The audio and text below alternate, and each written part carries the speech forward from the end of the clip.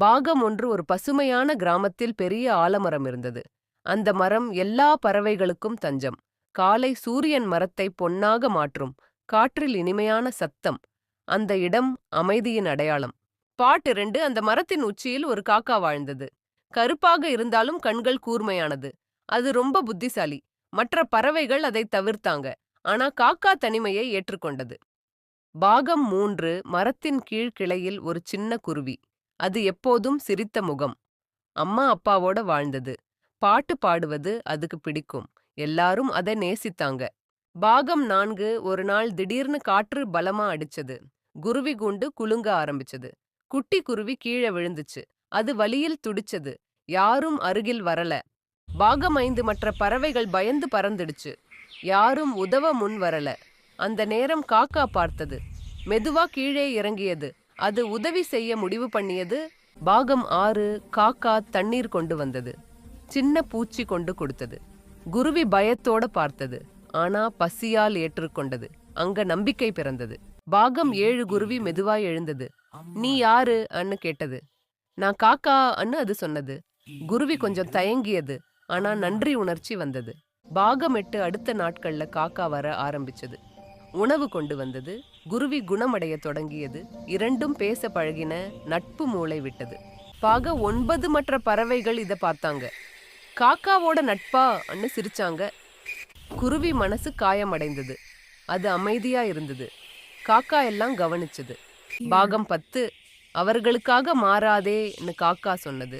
நட்பு உண்மைனா போதும். குருவி தைரியம் பெற்றது. இரண்டும் அருகில் உட்கார்ந்தது. நட்பு வலுவானது. பாகம் 11. ஒரு இரவு வானம் இருண்டது. பெரும் மழை பெய்தது. காற்று கூண்டை ஆட்டியது. குருவி பயந்தது. காக்கா உடனே வந்தது. பாகம் 12. காக்கா கூண்டுக்கு முன்னாடி நின்னது. காற்று அடிக்க விடாம காத்தது. மழை முழுக்க விழுந்தது. அந்த இரவு நீண்டது. காக்கா அசையல. பாகம் 14. அடுத்த நாள் காடுக்கு ஒரு மனிதன் வந்தான். அவன் வேட்டையாளர். பறவைகளை பிடிக்க நினைத்தான். மரத்தடியில் வலை விரிச்சான். அபாயம் ஆரம்பிச்சது. பாகம் 15. குருவி தானியம் தேடி பறந்தது. வலைய கவனிக்கல. ஒரு நொடியில சிக்கிச்சு. அது அலறியது. குரல் வானம் முழுக்க போனது. பாகம் 16. காக்கான்னு குருவி கத்துச்சு. அந்த சத்தம் காக்காவை குலுக்கியது. அது வேகமா பறந்தது. நிலைய பார்த்தது. யோசிக்கல. பாகம் 17. காக்கா வலையை குத்த ஆரம்பிச்சது. அதன் இறக்கை காயமடைந்தது. வலி இருந்தாலும் நிறுத்தல. குருவி பயத்தோட பார்த்தது. நம்பிக்கை மட்டும் உடையல.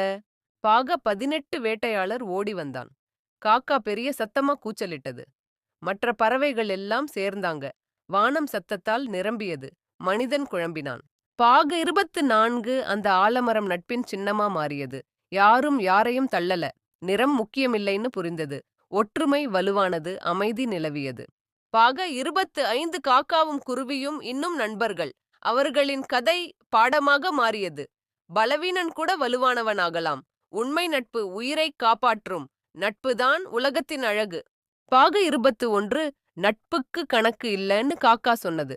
மற்ற பறவைகள் மருந்து கொண்டு வந்தாங்க. இலை, மூலிகை வைத்தாங்க. காக்கா ஓய்வு எடுத்தது. குணமடைய தொடங்கியது.